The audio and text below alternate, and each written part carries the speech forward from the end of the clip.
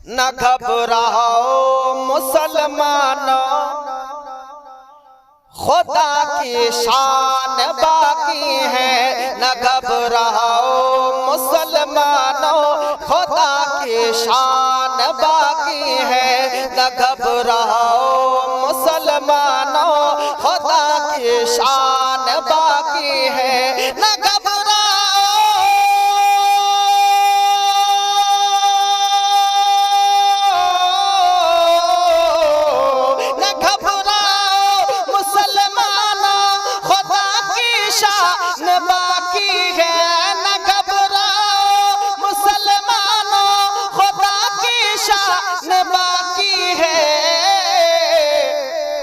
अभी इस्लाम जिंदा है, अभी इस्लाम जिंदा है, अभी कुरान बाकी है। अभी इस्लाम जिंदा है, अभी कुरान बाकी है। जोर करना सुभान अल्लाह। আল্লাহর নবী সাল্লাল্লাহু তাআলা আলাইহি ওয়াসাল্লাম জানিয়ে দিয়েছেন, জগৎবাসী তোমরা শুনে রেখে দাও, তোমরা আল্লাহ পাকের কাছে যাও, তবে শর্ত হলো ধৈর্য এবং নামাজের মধ্য দিয়ে চাইতে হবে। ধৈর্য হারা হলে চলবে না। পৃথিবীর বুকে যত নবী ও রাসূল মানব জাতির কল্যাণ প্রকল্পে পৃথিবীর ধরাধামে আগমন করেছেন, কেউ না কেউ কোন না কোন জালিম অত্যাচারী বাদশার সঙ্গে মোকাবিলা করে তবে ইসলামের জয়গান গেছে। জোরে বলুন সুবহানাল্লাহ।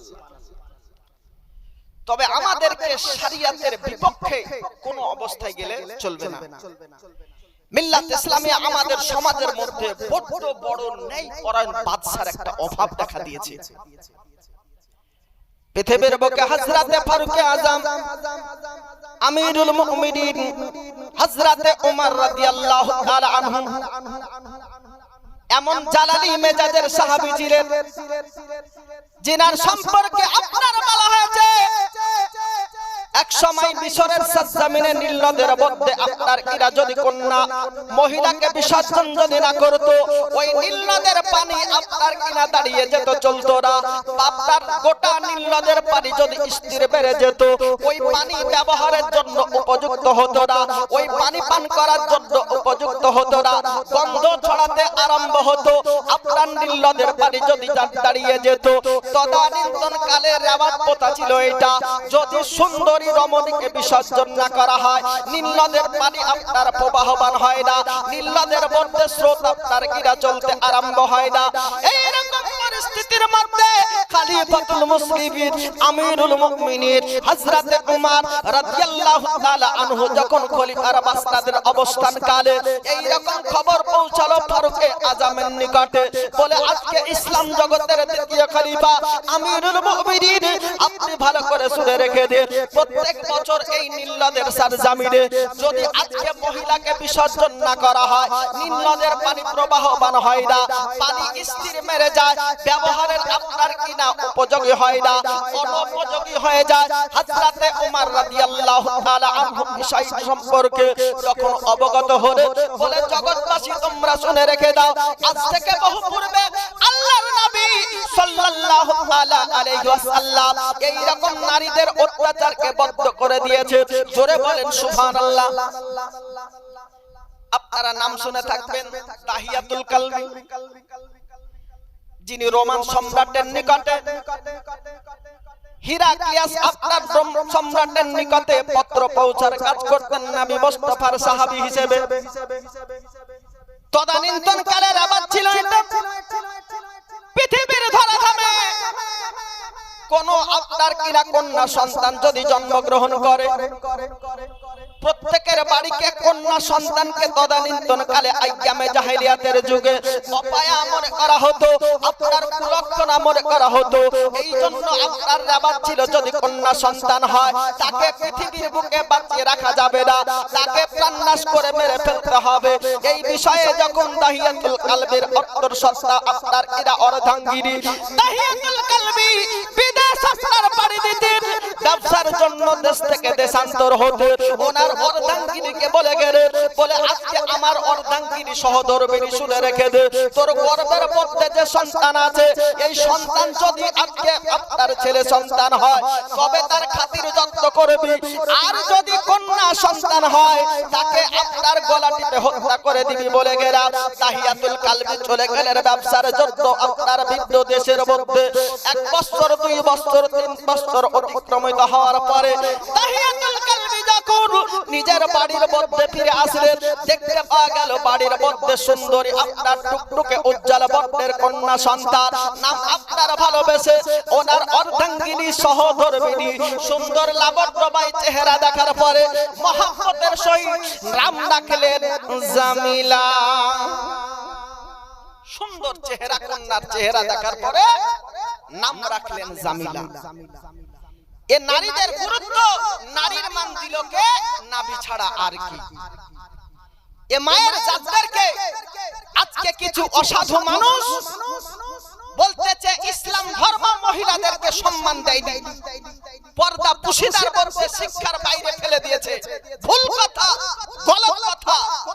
কারণ নবী আমার যদি নারীদেরকে সম্মান না দিত তো আজ পর্যন্ত কন্যা সন্তানকে আইয়ামে জাহেলিয়াতের রীতিপ্রথা অনুযায়ী গলা টিপে হত্যা করে দিতে হতো। অথচ নবী কার নাম বলতেছিলাম আব্বাজি মুসলমান আমার, দাহিয়াতুল কালবি যখন বাড়ি আসলেন ওই কন্যা সন্তানকে দেখার পরে আপনার খিটখিটে মেজাজ হয়ে গেল। দাহিয়াতুল কালবি বলল, বলে আজকে কে তুমি বলে দাও। বলে আমি হচ্ছি এই বাড়ির আপনার ইরা কন্যা সন্তান। দাহিয়াতুল কালবি রাগের মধ্যে চলে গেল, বলে আমি হচ্ছি এই বাড়ির মালিক। ওই কন্যা আপনার জামিলা বলতেছে, বলে তাহলে আপনি হচ্ছেন আমার আব্বা হুজুর।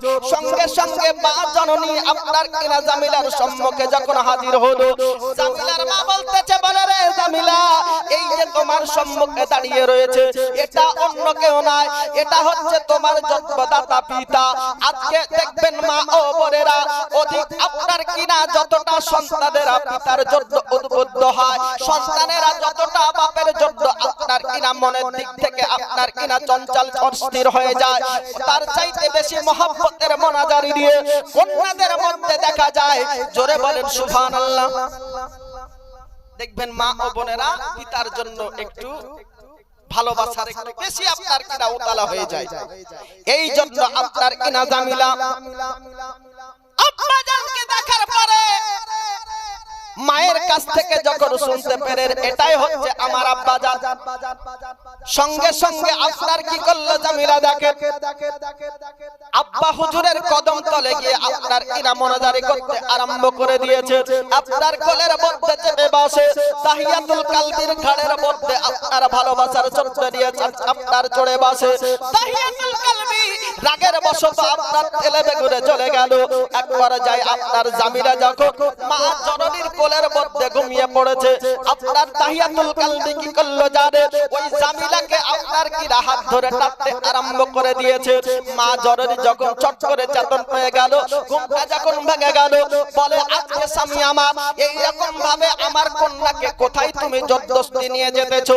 বলে এই রকম ভাবে অ্যাটাক করা আপনার কি বিপদ হয়ে যাবে।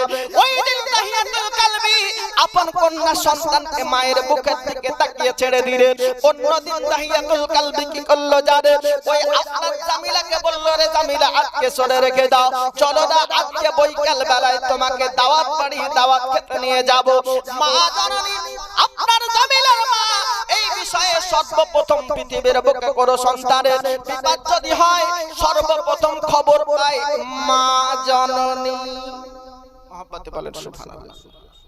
আপনার সন্তান দেশ থেকে দেশান্তর হয়ে প্রবাসে কর্মজীবনের জন্য গিয়েছেন, কি বিপদে আছে, ফোন করুক আর না করুক, এমন একটা কানেকশন মায়ের সঙ্গে হয়ে যায়, মা সর্বপ্রথম খবর পেয়ে যায়। তো জামিলার মা অত্যন্ত শোকাহত, চিন্তিত, বলে এই রকম ভাবে টানা হাজরা করে আমার জামিলাকে কোথায় নিয়ে যাচ্ছে। অন্যদিন শান্ত মস্তিষ্কের মধ্যে যখন আপনার জামিলাকে ওনার আব্বাজান টানা হেচড়া করতে আপনার দিয়ে যেতে আরম্ভ করেছে, আপনার পাথর দাজির মধ্যে যখন জামিলার আব্বাজানের পায়ের মধ্যে চোট পৌঁছে গেল, পা দিয়ে টস টস করে রক্ত পড়তে আরম্ভ হয়ে গেছে। জামিলার চোখের পানি আপনার বন্ধ হয় না। আব্বাজি মুসলমান আমার, ওই জামিলা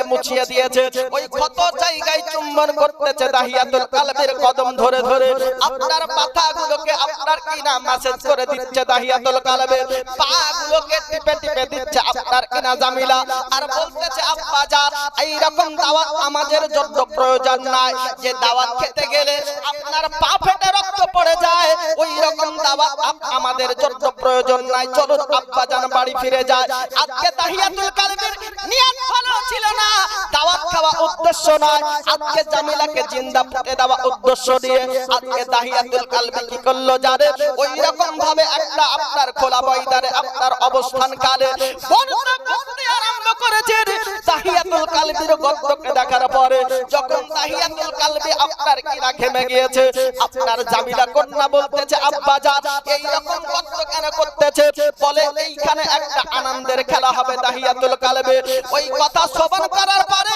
মা জামিলা কন্যা সন্তান ওনার আপনার কিরা কন্যা সন্তান জামিলা বলতেছে আব্বা জান এই রকম কষ্ট দেখে আমার সহ্য হয় না আপনি গাছের ছাবার মধ্যে বসো এই গর্তকে আমি জামিলা নিজ হাত দিয়ে গর্ত করে দেব আপনার বাপ আর বেটি বেড়ে ওই গর্তর মাটিকে সরিয়ে ফেলা হলো এবার আসল খেলা আপনার আরম্ভ হলো ওই আপনার পাশার মনের দাহিয়াতুল কালবি কি করলো জানে গর্ত যখন সম্পূর্ণ খনন করা হয়ে গেল ওই গর্তর মধ্যে নিজের কন্যা সন্তানকে দাহিয়াতুল কালবি আব্বাজি আমার ওই গর্তর মধ্যে ফেলে দিয়েছে বড় বড় পাথর আজকে জামিলার বুকের মধ্যে ফেলতে আরম্ভ করেছে বুক ফেটে রক্ত পড়তে যখন আরম্ভ হলো ওই কন্যা জামিলার বুঝতে আর বাকি রইল না বলে আব্বা জান আজকে আপনার কাছে প্রাণ ভিক্ষা চাই আমি আজকে জামিলা আমার পরিচয় দিলে তোমার মুখটা যদি ছোট হয়ে যায় তোমাকে যদি আপনার অপমানিত হতে হয় এই রকম ভাবে আপনার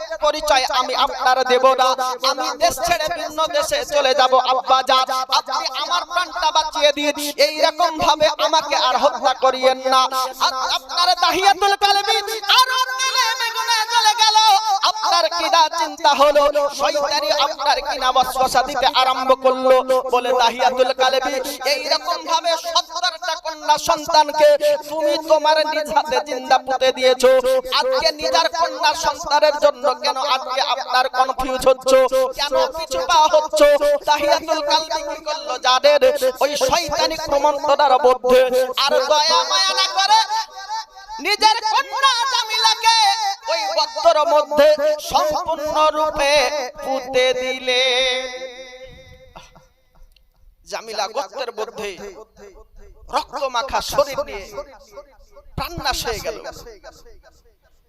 চিৎকার মেরে আপনার জামিলা ওই গর্তের মধ্যে থেকে হাত উত্তোলন করে বলেছিল আজকে আব্বা জান এই রকম ভাবে যদি আপনি আমার প্রাণকে নাশ করে দেন পৃথিবীর বুকে কন্যা হয় একের পর এক যদি আপনার কন্যাদেরকে এই রকম মারে ফেলা হয় আমি শুনেছি আখেরি জামানার পয়গম্বর নাকি পৃথিবীর বুকে আগমন করবে কবে নবী মুস্তাফা পৃথিবীর ধরাধামে আগমন করবে আর এই রকম ভাবে কবে কন্যাদের অকালে হত্যাবদ্ধ হবে এই কথা শ্রবণ করার পরে আপর পাশান মনে দাহিয়াতুল কালবি বাড়ি চলে গেলেন আপর অর্ধাঙ্গিনীর সম্মুখে ঘটনাটা আপনার ব্যক্ত না করে থাকতে পারলেন না পৃথিবীর বুকে 70 জন কন্যাকে দাহিয়াতুল কালবি হত্যা করেছে কোনো দুঃখ হয়নি কিন্তু সেই দিন নিজের কন্যা জামিলাকে হত্যা করে দিয়েছে আর মনের দিক থেকে শান্তি পাই না আপনার দাহিয়াতুল কালবি অর্ধাঙ্গিনীর কাছে খবর পৌঁছলো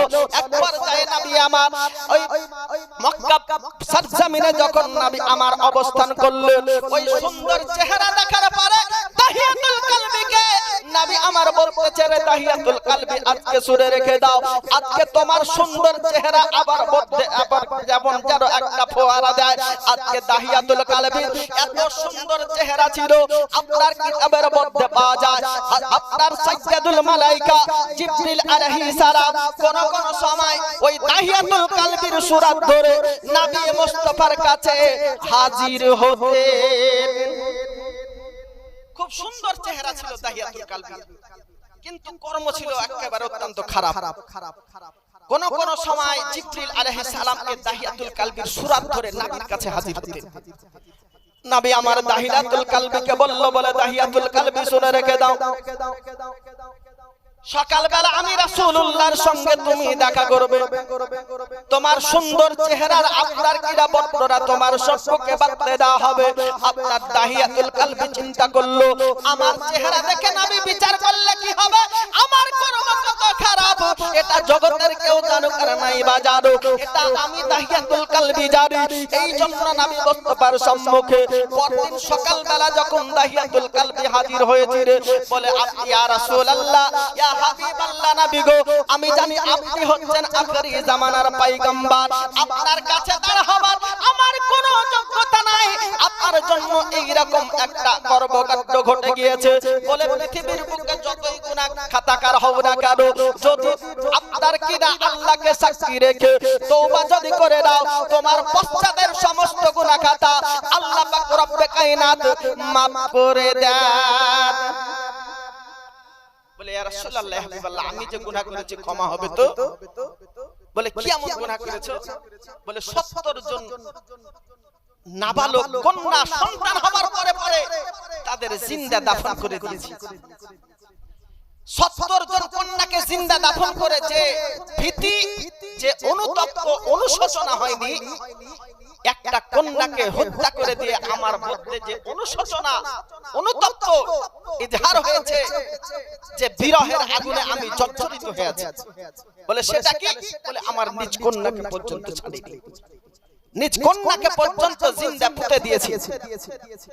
এই কথা শোভন করার পরে নবী আমার বলছেন, বলে কি অবস্থা ছিল?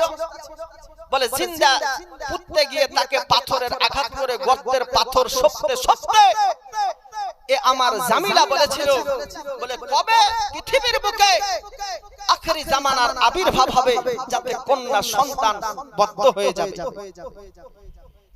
তো জামিলার মুখে শেষ শব্দ ছিল আকা মুস্তাফার প্রশংসা, জোরে বলেন সুবহানাল্লাহ। এজন্য দাহিয়াতুল কলবিকে লক্ষ্য করে নবী আমার বলেছিলেন, বলে আজকে দাহিয়াতুল কলবি তওবা করে নাও, আর জেনে রেখে দাও যে নারী হচ্ছে যখন পৃথিবীর বুকে জন্মগ্রহণ করে তো সে হচ্ছে আল্লাহর রহমত, জোরে বলেন সুবহানাল্লাহ। তারপরে যখন বালেগা হয়, যোগ্য বয়সের যোগ্য ছেলের সঙ্গে বৈবাহিক সম্পর্কে আবদ্ধ যখন হয়, তখন বিবি হিসেবে আল্লাহর নেয়ামত হয়ে যায়, জোরে বলেন সুবহানাল্লাহ। তৃতীয়ত, সেই মায়ের উদর থেকে যখন সন্তান সন্তানাদি পৃথিবীর বুকে জন্ম নেয়, সেই সন্তান সন্তানাদির জান্নাত ওই পিতামাতার কদম তলে করে দেন আমার আল্লাহ, জোরে বলি সুবহানাল্লাহ। এই ঘটনা শোভন করার পরে দাহিয়াতুল কলবি তওবা ইস্তিগফার করে নবীর হাতে হাত দিয়ে আশহাদু আল্লা ইলাহা ইল্লাল্লাহ ওয়া আশহাদু আন্না মুহাম্মাদান আবদুহু ওয়া রাসূলুহু পড়ে একেবারে পাক্কা সাচ্চা মুসলমান হয়ে গিয়েছিলেন, জোরে বলেন সুবহানাল্লাহ। তো আমার বলার উদ্দেশ্য হলো, বক্তব্য ছিল হযরতে খলিফাতুল মুসলিমিন ওমর রাদিয়াল্লাহু তাআলা আনহু আপনার ইরা মিশরের নিম্নদের মধ্যে ওই যে সন্তান বিসর্জন দেবার রীতি প্রথা ছিল, হযরতে ফারুক আযম ওমর রাদিয়াল্লাহু তাআলা আনহু বললেন, বলে জগৎবাসী তোমরা শুনে রেখে দাও, এই কন্যা বিসর্জন আমার আকা মুস্তাফা বহু পূর্বে বদ্ধ করে দিয়েছে, আজকে তোমরা শুনে রেখে দাও, যদি আজকে নীলনদের পানি আল্লাহর হুকুমে যদি চলে, তাহলে ওই নীলনদের পানিকে আমি ফারুকে আযম চিঠি লিখে দেব। আপনার ফারুকে আযম ওমর রাদিয়াল্লাহু তাআলা আনহু নিজের পক্ষ থেকে নীলনদকে উদ্দেশ্য করে চিঠি লিখে দিয়েছিলেন, বলে আইরে নীলনদ শুনে রেখে দাও, প্রত্যেক বছর কন্যা সন্তান বিসর্জন করার পরে আজকে তুমি চালু হও, আজকে তোমাকে অটোমেটিক্যালি চালু হতে হবে, আজকে আল্লাহর হুকুমে আমি ফারুকে আযম তোমার জন্য চিঠি আপনার ইনা লিখে দিলাম। ওই নীলনদের পানিতে প্রত্যেক বছর যে এরকম কন্যা বিসর্জন করা হয়, ওই খলিফাতুল মুসলিমিনের কথা মতো ওই বছর কন্যা সন্তান বিসর্জন আর করা হলো না। ওই নীলনদের পানিতে ফারুকে আযমের পক্ষ থেকে চিঠি লিখে দেওয়া হলো। হযরতে ফারুকে আযমের চিঠি নীলনদের পানিতে ফেলতে দেরি আব্বাজি মুসলমান আমার, নীলনদের পানি প্রবাহ হতে দেরি হয়নি। বিনা কন্যা সন্তান বিসর্জনে হযরতে ওমর রাদিয়াল্লাহু তাআলা আনহুর পক্ষ থেকে যে চিঠি দেওয়া হলো, যে রে নীলনদ, যদি তুই পরিচালিত যদি হয়ে থাকিস তো আমি ফারুকে আজম বললাম যে বিনা কন্যা সন্তান বিসর্জনে তুই চলতে আরম্ভ করে দে। ফারুকে আজম এমন জালালি বেজাজের সাহাবী ছিলেন, যদি প্রজ্বলিত সূর্যের দিকে চোখ রাঙিয়ে যদি চাইতেন তো প্রজ্বলিত সূর্য থেকে মিষ্টি ঠান্ডা বাতাস দিতে আরম্ভ করতো। জোরে কোন সুবহানাল্লাহ। কাঁপতে কাঁপতে ঠান্ডা বাতাস দিতে আরম্ভ করতো। এমন জালিলুল কাদার সাহাবী হযরতে ওমর রাদিয়াল্লাহু তাআলা আনহু ছিলেন, যে পথ দিয়ে একবার যদি যেতেন তো 40 দিন ইবলিস শয়তান ওই পথ দিয়ে বলতো যে আরে বাবা রে বাবা, এই পথে ওমর গিয়েছে, আমি ইবলিস আর যাওয়ার ক্ষমতা রাখি না। যে ওমর রাদিয়াল্লাহু তাআলা আনহু গোটা জগতের বুকে যদি উত্তপ্ত ভূমিকম্প হতো, ফারুকে আজম ওমর রাদিয়াল্লাহু তাআলা আনহু যদি পায়ের এড়ি যদি মেরে দিতেন তো তপ্ত পৃথিবী ভূমিকম্প বন্ধ হয়ে যেত। জোরে বলে সুবহানাল্লাহ। 23 লক্ষ বর্গ মাইল যিনি ক্ষমতা চালিয়েছেন, কোন কোন কিতাবে বলা হয়েছে অর্ধ জগতের খলিফা ছিলেন হযরতে ওমর রাদিয়াল্লাহু তাআলা আনহু। যে ওমর রাদিয়াল্লাহু তাআলা আনহু কত ন্যায় পরায়ণ বাদশা ছিলেন। দেখেন আজকে যে ক্ষমতার অপব্যবহার হচ্ছে, আর এই ক্ষমতার অপব্যবহারের জন্য আজকে আমরা জর্জরিত, আমরা মর্মাহত, আমরা লাঞ্ছিত, বঞ্চিত, পদদলিত। এই ক্ষমতার অপব্যবহার না করে খলিফাতুল মুসলিমিন ওমর রাদিয়াল্লাহু তাআলা আনহু জগৎবাসীকে শিক্ষা দিয়েছেন। আব্বাজি মুসলমান আমার, এই ওমর রাদিয়াল্লাহু তাআলা আনহু একজন ঘোড়াওয়ালার কাছ থেকে ক্রেতা হিসেবে ঘোড়া ক্রয় করলেন। আমরা কুরবানির সময় আকিকার জন্য, নিজের ব্যক্তিগত অনুষ্ঠানের জন্য যে গরু ছাগল বাজারে কিনি না, হাটে বাজারে, ওই রকমই ফারুকে আজম ওমর রাদিয়াল্লাহু তাআলা আনহু ঘোড়ার মালিকের কাছ থেকে ঘোড়া ক্রয় করলেন। ক্রয় করার সময় ঘোড়া ভালো ছিল। একদিন অতিক্রম হওয়াতে ঘোড়ার পা বাঁকিয়ে বাঁকিয়ে পথ চলতে আরম্ভ করেছে। হযরতে ওমর রাদিয়াল্লাহু তাআলা আনহু পুনরায় সেই ঘোড়ার মালিকের কাছে গিয়ে বলতেছে, বলে এ ঘোড়ার মালিক, তুমি যে ঘোড়া বিক্রি করেছো আমার কাছে, তো এই ঘোড়ার পা বাঁকিয়ে বাঁকিয়ে নেংচে নেংচে হাঁটছে, তো ঘোড়াকে ফেরত করে দাও। এখন ঘোড়ার মালিক বলতেছে, বলে না, ফেরত তো হবে না, কারণ আপনি যখন ক্রয় করেছেন দেখে শুনে ক্রয় করেছেন, খুদ যদি থাকতো তখন বলতেন। একদিন অতিক্রম হয়ে গিয়েছে, এই ঘোড়া আর ক্রয় করা যাবে না। এখন তর্ক বেঁধে গেল। হযরতে ওমর বলতেছে, বলে ক্রয় পুনরায় ঘোড়া দিতে হবে, আর ঘোড়ার মালিক বলতেছে, বলে না, ঘোড়া তোমাকে পুনরায় দেওয়া যাবে না। শাহেরে কাজী তদানীন্তনকালের শহরের যিনি কর্মকর্তা বিচারক ছিলেন, তিনাকে সম্বোধন করা হলো। প্রধান ক্ষমতার মালিক, প্রধান বিচারক, প্রধান খলিফা হচ্ছে হযরতে ওমর। ভালো করে বুঝুন, গোটা পৃথিবীতে খলিফার মাসনাদে থাকাকালীন ফারুকে আজম ওমরের উপর কথা বলবে এমন কোন মাইকেলাল ছিলেন না। সেই ওমর রাদিয়াল্লাহু তাআলা আনহু ঘোড়ার মালিকের কাছে গিয়েছেন আর জগৎবাসীকে শিক্ষা দেওয়ার জন্য এই বিষয়টাকে এখানে উপস্থাপন করেছেন। এখন শহরের বিচারককে ডাকা হলো, শাহেরে কাজীকে সম্বোধন করে বলতেছে, বলে এ আজকে শহরের বিচারক, এই রকম ঘটনা আমি ওমরের সঙ্গে ঘটেছে, তো বিচারের ফায়সালা তুমি কি দিচ্ছ দাও। আমাদের মধ্যে হলে হতে কি বলেন তো, বলে ঘোড়ার মালিক শোনো, এটা কোনো সাধারণ পাবলিকের ঘোড়া নয়, এটা home minister, chief minister, MLA, MP, বিধায়ক রানিং এর ঘোড়া। তর্ক করিস না বেটা, একটাতে দুটো ঘোড়া দিয়ে দিতে না তো তোর খায়ের নাই। এটাই হতো আমাদের যে সমাজ ব্যবস্থা এখনকার। জি, তো ফারুকে আজম ওমর রাদিয়াল্লাহু তাআলা আনহু ওই শহরের কাজী বিচারককে যখন বিচার দিলেন, নির্বিঘ্নে নিরপেক্ষ দৃষ্টি নিয়ে, কারো পক্ষপাতিত্ব না নিয়ে, ফারুকে আজমের ক্ষমতার দিকে দৃষ্টিগোচর না করে উনি এটাই ন্যায় পরায়ণ বিচার দিয়ে জগৎকে শিক্ষা দিলেন। বলে এই খলিফা ওমর, আজকে ঘোড়া তোমাকে কোনোভাবেই পুনরায় ফিরিয়ে দেওয়া হবে না। জোরে বলেন সুবহানাল্লাহ। যেটা নাই বিচার।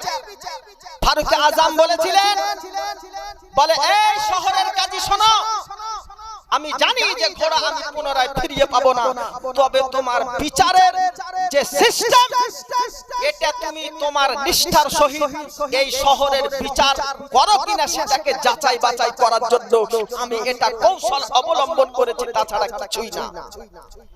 মিল্লাত ইসলামিয়া আজকে আমাদের সমাজের মধ্যে, আমাদের সমাজ ব্যবস্থার মধ্যে যদি এই রকম ন্যায় করার বিচারক যদি হতো, আমাদেরকে এত পদদলিত, অত্যাচারিত, জর্জরিত হতে হতো না। মিল্লাত ইসলামিয়া ইসলামিক শিক্ষার অত্যন্ত জরুরিয়াত আপনাদের আমাদের মধ্যে এসে গিয়েছে। নিজের বয়স শেষ করে দিয়েছেন, তবে নবী মুস্তাফার আদর্শকে, নবী মুস্তাফার শিক্ষাকে নিজেদের ছেলে মেয়েদের মধ্যে দেন। মিল্লাত ইসলামী একবার দরুদ পাক আল্লাহুম্মা সাল্লি মাওলানা মুহাম্মদ ওয়ালা আলে সাইয়্যিদিনা